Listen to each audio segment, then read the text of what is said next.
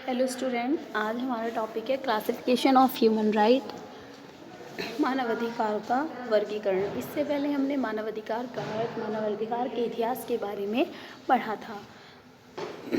Basically मानवाधिकार क्या होते हैं, कैसे मानवाधिकार की शुरुआत हुई थी और मानवाधिकार की हमारे जीवन में क्या आवश्यकता है, क्या महत्व है, importance, need of human rights in human life. Now we study about classification of human right. अब हम बात करते हैं मानव अधिकार का। बल्कि मानव अधिकार किस क्षेत्र में कितने प्रकार के होते हैं, कौन से मानव अधिकार राइट होते हैं, उसके अकॉर्डिंग जो है इसे कुछ पार्ट्स में डिवाइड किया गया है। Human rights have been classified in many ways. The International of Human Rights Vienna Declaration has been emphasizing that all human rights are universal and related to each other. जो मानव अधिकार होते हैं इन्हें हम बहुत भागों में, इनका अनेक तरह से इनका वर्गीकरण कर सकते हैं, इन्हें क्लासीफाइड किया जा सकता है। बेसिकली मानवाधिकार का वर्गीकरण करते समय, क्लासिफिकेशन ऑफ ह्यूमन राइट्स को करते समय हमें मानवाधिकारों का अंतर्राष्ट्रीय कानून, international law of human right, जिसे वियना घोषणा पत्र, वियना डिक्लेरेशन कहा जाता है, ये बेसिकली इस बात पे फोर्स देता है, इसने इस बात पे प्रेशराइज किया है कि जो मानवाधिकार होते हैं, ह्यूमन राइट्स होते हैं, वो यूनिवर्सल होते हैं and related to each other, एक दूसरे से संबंधित होते हैं।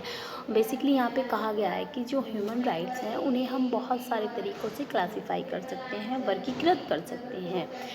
ह्यूमन राइट को वर्गीकृत करते समय, क्लासीफाई करते समय हमें जो ह्यूमन राइट्स से रिलेटेड इंटरनेशनल लॉ है, अंतर्राष्ट्रीय कानून है, जो कि वियना घोषणा पत्र के अकॉर्डिंग है, हमने यहाँ पे ये बात देखने की जो इंटरनेशनल लॉ वो ये बेसिकली कहता है कि जो ह्यूमन राइट्स होते हैं, मानव अधिकार होते हैं, चाहे वो दुनिया के किसी भी देश में हो, वो ज़्यादातर क्या होता है, यूनिवर्सल होते हैं, सार्वभौमिक होते हैं, अनरिलेटेड टू ईच अदर, एक दूसरे से संबंधित होते हैं।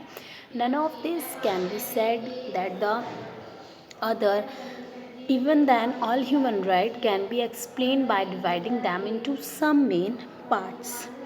और बेसिकली जो बताया गया है कि जो ह्यूमन राइट होते हैं ये यूनिवर्सल होते हैं और रिलेटेड टू ईच अदर, इनमें से किसी को भी एक दूसरे की तुलना में कम या ज़्यादा महत्वपूर्ण नहीं कहा जा सकता। जब हम ह्यूमन राइट्स का कंपैरिजन करेंगे area to area and country to country या फिर रीजन टू रीजन, तो हम किसी भी मानवाधिकार को, या फिर कि ये मानवाधिकार हमारा पॉलिटिकल फील्ड से रिलेटेड है, ये इकोनॉमिक फील्ड से ही हमारे पास में, तो कोई भी मानवाधिकार किसी भी प्रकार तुलना में कम या ज़्यादा नहीं हो सकते हैं, वो सब इक्वल होते हैं। जैसे ऊपर कहा गया है कि ऑल आर यूनिवर्सल, सार्वभौमिक and related to each other. Basically फिर भी हम जो सभी मानव अधिकार हैं, ऑल ह्यूमन राइट्स हैं, उन्हें कुछ मेन पार्ट्स में डिवाइड करके हम उन्हें एक्सप्लेन करने की कोशिश कर सकते हैं। तो वो जो एक्सप्लेनेशन किया गया है ह्यूमन राइट्स का, उसे अब हम देखते हैं। फर्स्ट है क्लासिक एंड सोशल राइट, संस्थापित तथा सामाजिक अधिकार। ये हमारे क्लासिक एंड सोशल राइट आ गए हैं, संस्थापित और सामाजिक अधिकार। जो क्लासिक ह्यूमन राइट होते हैं ये वो ह्यूमन राइट होते हैं जिनके लिए राज्य के कम से कम हस्तक्षेप की ज़रूरत होती है। बेसिकली क्लासिक ह्यूमन राइट्स में जो नेशन का इंटरफेयर होता है, हस्तक्षेप होता है, वो बिल्कुल ना के बराबर होता है, इसमें ज़रूरत ही नहीं होती है। जबकि जो हमारे सोशल राइट होते हैं, सामाजिक अधिकार होते हैं, इनका रिलेशन उन फैसिलिटीज़ से है जो इंटरफेयर ऑफ नेशन, राज्य के हस्तक्षेप से ही समाज के विभिन्न वर्गों को प्राप्त हो सकते हैं। Basically social right, classical right में जो राष्ट्र है उसे किसी प्रकार के इंटरफेयर की ज़रूरत नहीं पड़ती, वो इक्वली डिस्ट्रीब्यूट रहते हैं। जबकि जो सोशल राइट हैं ये वो अधिकार होते हैं जब राष्ट्र इन सब ध्यान रखेगा कि हाँ ये हमारे सामाजिक अधिकार हैं, सोशल राइट्स हैं, ये समाज के सभी वर्गों को, सभी मनुष्यों को सही से जो है वो इनका फ़ायदा उठा पा रहे हैं, नहीं है वो इसके बारे में अवेयर हैं या नहीं है। तो बेसिकली जो हमारे क्लासिक राइट्स हैं इनका रिलेशन राज्य के उन रेस्पॉन्सिबिलिटीज़ से होते हैं, उन दायित्व से होता है जिनके द्वारा लोगों को कुछ विशेष व्यवहार, स्पेशल बिहेवियर और दशाओं से, कंडीशन से बचाया जाता है। जबकि सोशल राइट्स में व्यक्ति को एक सम्मानित जीवन व्यतीत करने की गारंटी दी जाती है, उसके फंडामेंटल राइट्स उसे दिए जाते हैं। बेसिकली हम कह सकते हैं कि किसी पे लगाया गया कोई अभियोग, कोई लॉ है, उसका बिना किसी बायसेस के एबुलिश करना, और जो हमारी जस्टिस प्रोसेस है, हमारा पुलिस डिपार्टमेंट है, एडमिनिस्ट्रेशन है, निष्पक्ष जो मतदान प्रणाली यहाँ पे फॉलो की जाती है, वो सब हमारा क्लासिक राइट्स में आता है।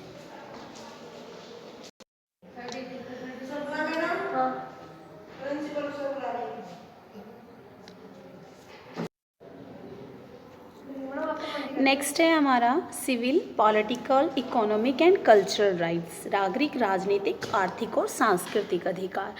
सिविल राइट्स सबसे पहले हम देखते हैं। नागरिक अधिकार वो अधिकार होते हैं जिनका संबंध व्यक्तियों के जीवन, स्वतंत्रता और सुरक्षा से होता है। दैट मीन्स जो एक व्यक्ति होता है उसकी लाइफ, उसकी फ्रीडम और उसकी सेफ्टी से रिलेटेड जो राइट्स होते हैं उन्हें हम सिविल राइट्स कहते हैं। फॉर एग्जांपल इसमें हमारा हम देखेंगे वायलेंस, या फिर जो हमारा किसी व्यक्ति के साथ कोई अनएक्सेप्टेड इसमें बिहेवियर हो रहा है, मनमाने रूप से जो कोई इसमें गिरफ्तारी की जाए, किसी को देश से निकाला जाए, किसी को अपना गुलाम बनाना, इससे रिलेटेड, और किसी की पर्सनल लाइफ पे कोई इंटरफेयर है, उसकी प्रॉपर्टी से रिलेटेड जो राइट्स हैं उसमें कोई अननेसेसरी इंटरफेयर कर रहा है, किसी मूवमेंट को करने से रिलेटेड जो फ्रीडम होती है उस पर कोई बैन लगा दिया गया, या एक्सप्रेशन से रिलेटेड जो फ्रीडम है, या एक विशेष धर्म, स्पेशल रिलीजन को लेकर किसी को टारगेट करना, ये रिलेटेड, इससे रिलेटेड जो हमारे राइट्स होते हैं उन्हें हम सिविल राइट्स कहते हैं।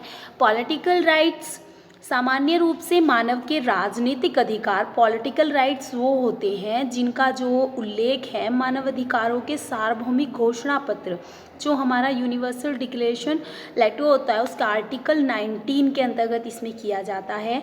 और इसमें वो सभी हमारे राइट्स इंक्लूड होते हैं जिनका रिलेशन हमारी जो फ्रीडम ऑफ एक्सप्रेशन और एक दूसरे के कांटेक्ट में आना, किसी जगह पर एकत्रित होके किसी के अगेंस्ट हम कोई मूवमेंट वगैरह कर रहे हैं, मतलब जो लिमिटेशंस इसमें हैं उसके अंतर्गत इसमें हम उसे फॉलो करके कर रहे हैं। किसी भी जो सरकार है, गवर्नमेंट है, उसके कार्यों में कोई हमारा रिलेटेड जो इंटरफेयर है, जो राइट्स हमें देता है हमारा कॉन्स्टिट्यूशन, इलेक्शन के टाइम पे जो गुप्त मताधिकार यानी कि पर्सनल हम वोटिंग किसे कर रहे हैं उसमें कोई अगर इंटरफेयर कर रहा है तो ये सब हमारे पॉलिटिकल राइट्स कहलाते हैं। फिर हमारा है इकोनॉमिक राइट्स यानी कि आर्थिक अधिकार। मानव अधिकार का जो घोषणा पत्र है इसकी आर्टिकल 22 में उन इकोनॉमिक राइट्स को मेंशन किया गया है जो सिविल और पॉलिटिकल राइट्स के पूरक, यानी कि उसी के उसमें उन्हें इंक्लूड किया गया है, उसी से रिलेटेड होते हैं।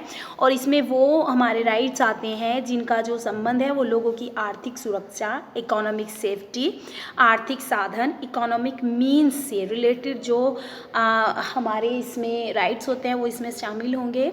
फॉर एग्जांपल जैसे भी ऊपर हमने पढ़ा था राइट ऑफ प्रॉपर्टी एंड किसी भी व्यवसाय को चुनने का अधिकार, right of freedom, selection of any business, एक उचित मजदूरी यानी कि एक प्रॉपर वेजेस रिलेटेड जो राइट्स हैं, और कहाँ हम काम कर रहे हैं उससे रिलेटेड जो हमारा एनवायरनमेंट है, हमारी फैसिलिटीज़ हैं, वो सब आदि इसमें इंक्लूड होते हैं। ऊपर हमने पढ़ा था अभी सिविल राइट्स में।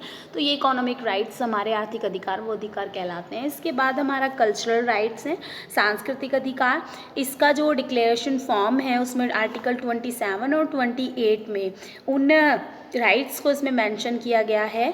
इसमें सांस्कृतिक जीवन में जो कल्चरल लाइफ है हम मतलब फ्रीली किसी भी एक्टिविटी में पार्टिसिपेट करने का अधिकार होता है।